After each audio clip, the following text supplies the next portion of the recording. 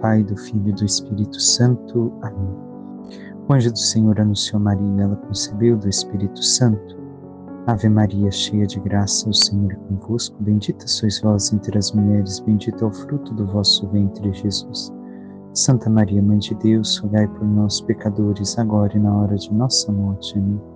Eis aqui a serva do Senhor, faça-se em mim segundo a vossa palavra. Ave Maria, cheia de graça, o Senhor é convosco. Bendita sois vós entre as mulheres, bendito é o fruto do vosso ventre, Jesus. Santa Maria, Mãe de Deus, rogai por nós, pecadores, agora e na hora de nossa morte. Amém. O Verbo divino se fez carne e habitou entre nós. Ave Maria, cheia de graça, o Senhor é convosco. Bendita sois vós entre as mulheres, bendito é o fruto do vosso ventre, Jesus. Santa Maria, Mãe de Deus, rogai por nós, pecadores, agora e na hora de nossa morte. Amém. Rogai por nós, Santa Mãe de Deus, para que sejamos dignos das promessas de Cristo. Oremos, infundi, Senhor, em nossas almas a vossa graça, como vos pedimos, para que nós, que pela anunciação do anjo viemos a saber o mistério de vossa encarnação, paixão e morte de cruz, cheguemos um dia à glória eterna dos céus, pelo mesmo Cristo, Senhor nosso. Amém. Caríssimo irmão e irmã, hoje nos encontramos para meditar a liturgia da quinta-feira da 29ª semana do Tempo Comum. E seguimos com o Evangelho de São Lucas, onde hoje nos diz: naquele tempo disse Jesus a seus discípulos: eu vim para lançar fogo sobre a terra, e como gostaria que já estivesse aceso. Devo receber um batismo, e como estou ansioso até que isto se cumpra. Vós pensais que eu vim trazer a paz sobre a terra? Pelo contrário, eu vos digo, vim trazer divisão. Pois aqui em diante, numa família de 5 pessoas, 3 ficarão divididas contra 2 e 2 contra 3. Ficarão divididos o pai contra o filho e o filho contra o pai, a mãe contra a filha e a filha contra a mãe, a sogra contra a nora e a nora contra a sogra. Palavra da salvação, glória a vós, Senhor. Caríssimo irmão e irmã, um evangelho curto, mas também chamativo, palavras expressivas de Jesus. Para aqueles que dizem somente enxergam Jesus, paz e amor, como dizemos hoje, para nos referir a um erro de forma de proceder ou forma de pensar, vemos que Jesus não é bem assim. Jesus é taxativo. Por quê? Porque ele quer uma decisão. Ele quer uma escolha. E isto demonstra o Evangelho de hoje de forma clara. Tenhamos em conta a primeira frase, a questão do fogo. O fogo sobre a terra. Qual fogo? O fogo do Espírito Santo. O Espírito Santo que assim incendeia os corações, incendeia a pessoa na sua totalidade a conhecer o mistério de Cristo, a conhecer o mistério de Deus e assim mudar a sua vida, abandonando o mundo e vivendo a graça, abandonando o pecado e vivendo a santidade. Então, este é o anseio de Jesus já no seu tempo. E continua falando também do batismo. O batismo que ele quer receber. O batismo qual? O batismo propriamente dito do derramar o seu próprio sangue, poderíamos assim dizer, pela causa que ele trouxe, a causa do Pai, o reino de Deus, a vontade de Deus se realizar no mundo. Então este é o batismo, a vida nova que dá.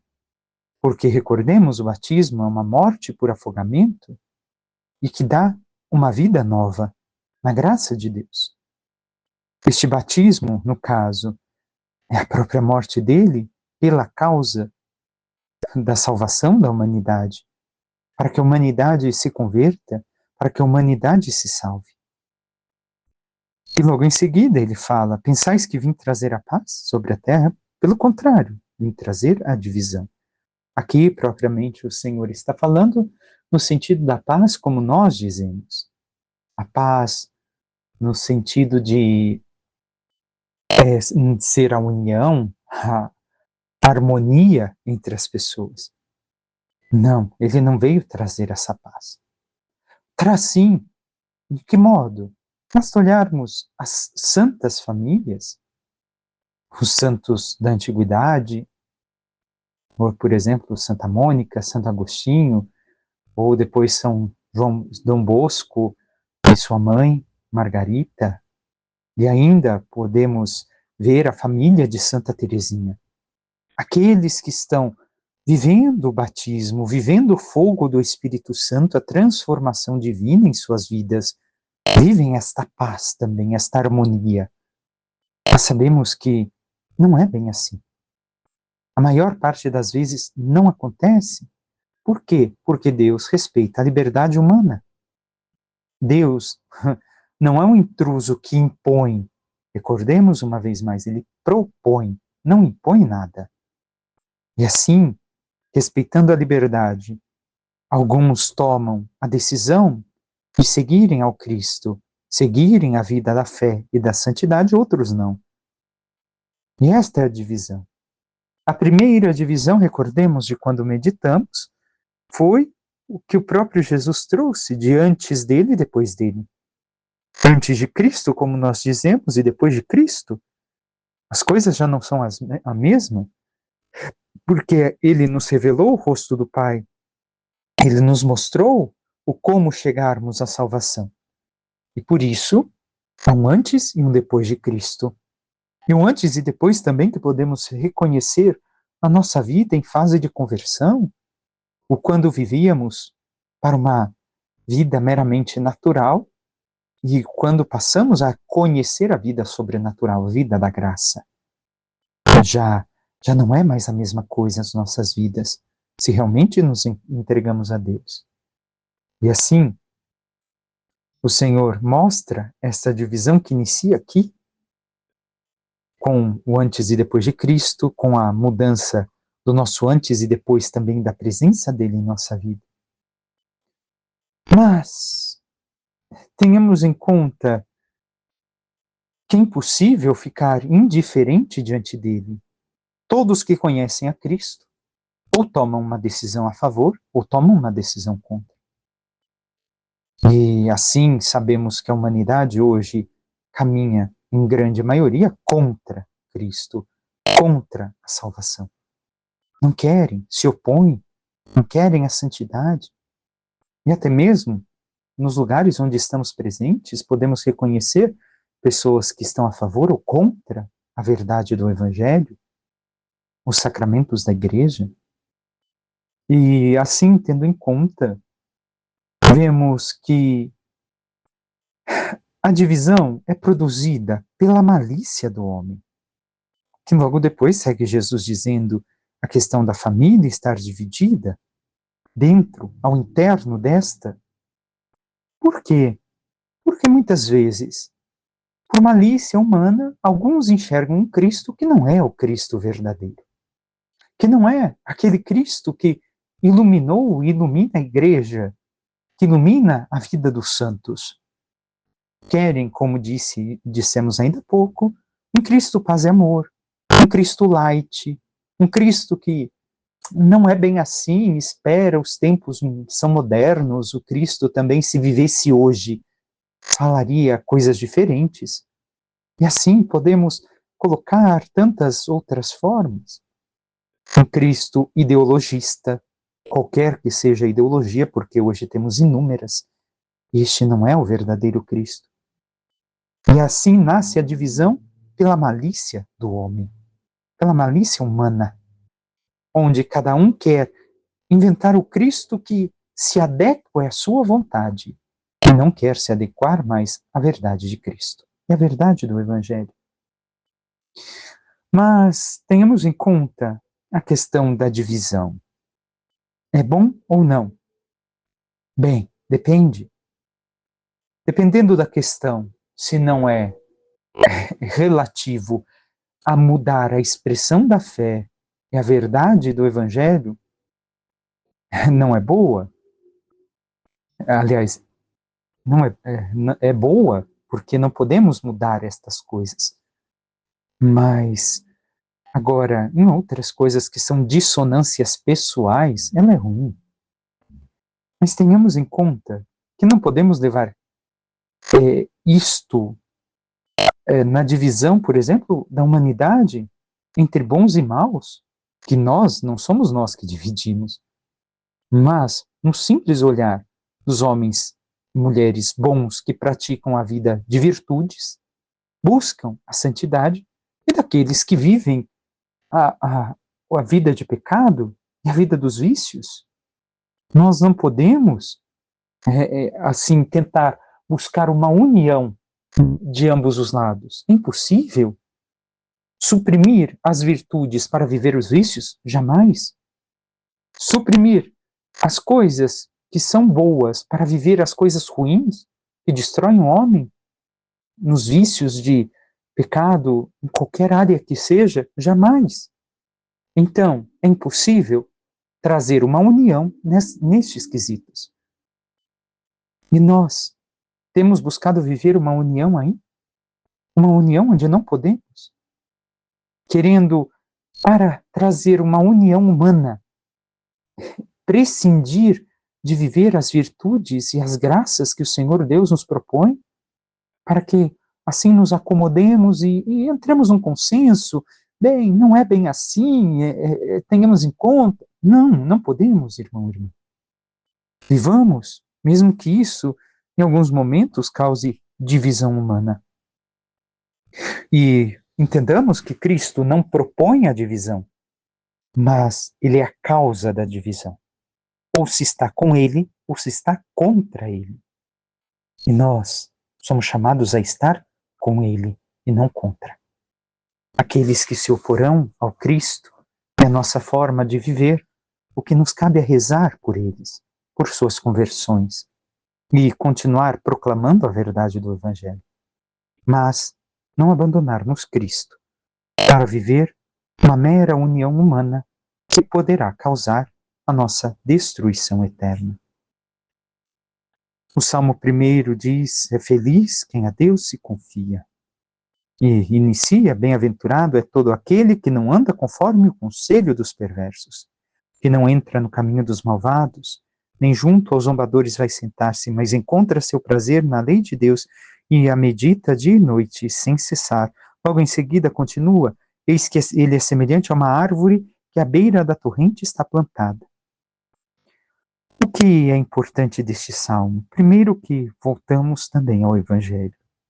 Mostra que não podemos seguir o conselho dos perversos, aqueles que são avessos à vontade de Deus, aqueles que vivem o mal, que vivem o pecado. Mas depois mostra a questão da árvore. E o que quer dizer isso? Que é necessário sermos como árvores. Em latim, arbor felix. Árvore feliz. Quem é a árvore feliz? É aquela plantada justamente na torrente e que produz frutos. Então a árvore feliz é aquela que produz frutos na sua vida. Frutos de conversão, frutos de salvação, frutos de santidade.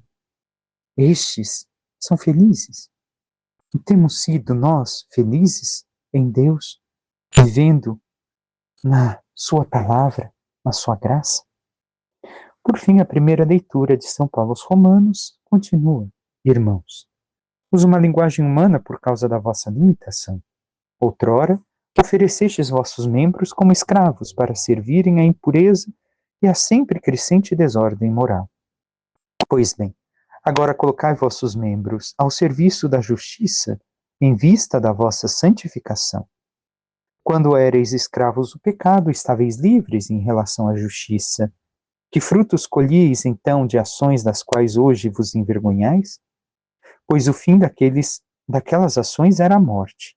Agora, porém, libertados do pecado e como escravos de Deus, frutificais para a santidade até a vida eterna, que é a meta final. Com efeito, a paga do pecado é a morte, mas o dom de Deus é a vida eterna em Jesus Cristo, nosso Senhor. O que vemos de São Paulo? Ele continua falando do nosso corpo. Não fala somente de uma mudança de pensamento, mas que reflete na nossa vida. Não podemos viver mais para a impureza e desordem moral crescente naquele tempo. Imaginemos hoje quanto, se naquele tempo existia, em nosso tempo, quanto se propagou, quanto cresceu, quanto se deteriorou a questão moral. Então, São Paulo reafirma, como ontem, que os membros do nosso corpo devem servir à justiça divina, à lei divina, à vontade divina, para que assim sejamos santificados. Deus nos santifica à medida que nós nos unimos a Ele e que nós vivemos Sua palavra. Mas o quanto nos esforçamos por tal coisa? E segue São Paulo: quando eres escravos do pecado, estavas livres em relação à justiça. Parecíamos livres, mas não tínhamos, por assim dizer, se vivemos desta forma, não tínhamos frutos. Recordemos apenas, falei do Salmo, a árvore feliz é aquela que dá fruto. Não tínhamos bons frutos. Não temos bons frutos se vivemos do pecado. Por quê? Porque nos envergonhamos dos nossos pecados. Tenhamos isso claro. Qualquer pecado que seja, quando nos colocamos diante de Deus e somos sinceros conosco mesmos, sinceros com aquilo que Deus nos pede e aquilo que vivemos, nós nos envergonhamos. Quem expõe seu pecado à luz do dia para que todos vejam? Muito pelo contrário, queremos ocultar porque temos vergonha dos erros que cometemos. E assim, se continuamos vivendo no pecado, receberemos a morte eterna, a física. Não, mas a eterna, sim. Por quê? Porque estaremos distante da vida, que é o próprio Deus. E segue São Paulo, recordando: como escravos de Deus, frutificais para a santidade até a vida eterna, que é a meta final. Então, devemos de ser servos de Deus, como Maria, como santos. Sendo servos do Senhor, nós damos frutos de santidade, buscamos cada vez mais nos unir ao Cristo, viver a vida da graça, para recebermos um dia a plenitude desta mesma vida, que é a salvação, a glória dos céus. Mas o quanto nos esforçamos para isso, irmão e irmã, sabendo que a recompensa maior, não é que aqui não temos, Deus nos dá tantas graças, tantas coisas boas, mas que a recompensa maior estará na alegria eterna. Peçamos à Santíssima Virgem Maria, nossa Mãe, que interceda por cada um de nós e nos ajude a vivermos verdadeiramente unidos a Cristo, escolhendo Ele como desejo de nossa vida, como orientação para a nossa existência, e abandonando o pecado, os erros do mundo, vivamos cada vez mais a santidade que o Senhor nos pede e nos unindo a Ele por amor, cheguemos um dia à sua glória nos céus. Louvado seja nosso Senhor Jesus Cristo, para que sempre seja louvado. Por intercessão da Santíssima Virgem Maria, de todos os santos e anjos de Deus, desça sobre vós, vossas famílias, vosso trabalho e tudo que vos pertence, a bênção do Deus Todo-Poderoso, Pai e Filho e Espírito Santo. Amém. Louvado seja nosso Senhor Jesus Cristo, para que sempre seja louvado. Um santo e abençoado dia a todos.